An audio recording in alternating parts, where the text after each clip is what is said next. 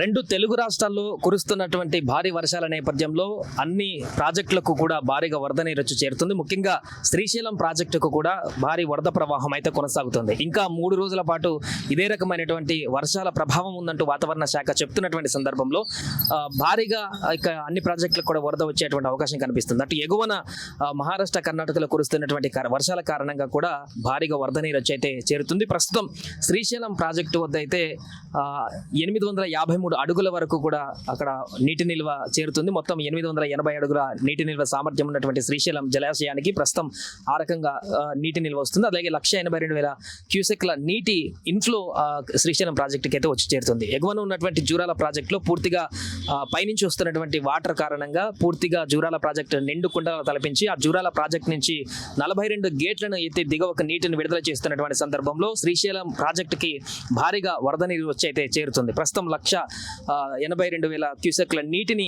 దిగువకు విడుదల చేస్తున్నటువంటి పరిస్థితిని మనం చూడవచ్చు. అలాగే దీంతో మొత్తం 85 టీఎంసీల నీటి నిల్వ ప్రస్తుతం శ్రీశైలం జలాశయం వద్ద కొనసాగుతుంది. మొత్తం 215 టీఎంసీల నీటి నిల్వ సామర్థ్యం ఉన్నటువంటి శ్రీశైలం జలాశయంలో ప్రస్తుతం 85 టీఎంసీల వరకు కూడా నీటి నిల్వ చేరుకుంది.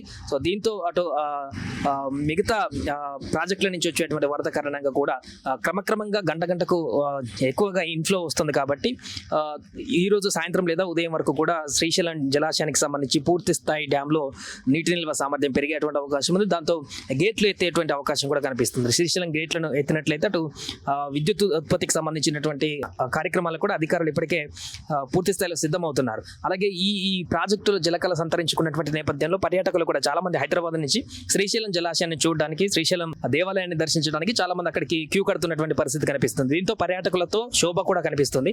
అలాగే శ్రీశైలం నుంచి దిగువకు విడుదల చేస్తే అటు నాగార్జున సాగర్ లో కూడా భారీగా ప్రాజెక్టులు వరద చేరేటువంటి అవకాశం ఉంది. ఇప్పటికే నాగార్జున సాగర్ డ్యామ్ లో కూడా వరద ప్రవాహం కొనసాగుతుంది. వివిధ ప్రాంతాల నుంచి వచ్చేటువంటి వరద కారణంగా అక్కడ కూడా నాగార్జున సాగర్ లో కూడా డ్యామ్ లో కూడా కొంత వరద ఉధృతి అయితే కొనసాగుతున్నటువంటి పరిస్థితి కనిపిస్తుంది. ఏదేమైనా కూడా శ్రీశైలంలో ప్రస్తుతం 853 అడుగుల వరకు కూడా నీటి నిల్వ చేరుతున్నటువంటి పరిస్థితి. రేపు ఉదయం వరకు ఇదే రకమైనటువంటి, ఎందుకంటే జూరాల్లో 42 గేట్లు ఎత్తేసారు కాబట్టి ఆ వచ్చిన వాటర్ అంతా కూడా పూర్తిగా ఈ శ్రీశైలం డ్యామ్ లోకి చేరుతుంది. కాబట్టి పూర్తి స్థాయిలో గంటకి శ్రీశైలం డ్యామ్ యొక్క నీటి నిల్వ పెరిగేటువంటి అవకాశం కనిపిస్తుంది. ఈ నేపథ్యంలో రేపు ఉదయం వరకు కూడా శ్రీశైలం డ్యామ్ పూర్తి స్థాయి నీటి మట్టం చేరి గేట్లను ఎత్తేసేటువంటి అవకాశం కనిపిస్తుంది. దీంతో శ్రీశైలం డ్యామ్ గేట్లు కూడా ఎత్తినట్లయితే మరింతగా దిగువకు కూడా నీటి నిల్వ వచ్చేటువంటి అవకాశం కనిపిస్తుంది. పర్యాటకులు కూడా ఇక భారీగా శ్రీశైలం గేట్లను ఎత్తారంటే చాలా మంది చేరుకునేటువంటి అవకాశం ఉంటుంది. కాబట్టి ప్రస్తుతం శ్రీశైలం జలాశయం వద్ద అయితే 182,000 క్యూసెక్ల నీటి నిల్వనైతే ఇన్ఫ్లోగా అక్కడ వస్తుంది. అవుట్ఫ్లో మాత్రం ఎలాంటి అవుట్ఫ్లో లేదు.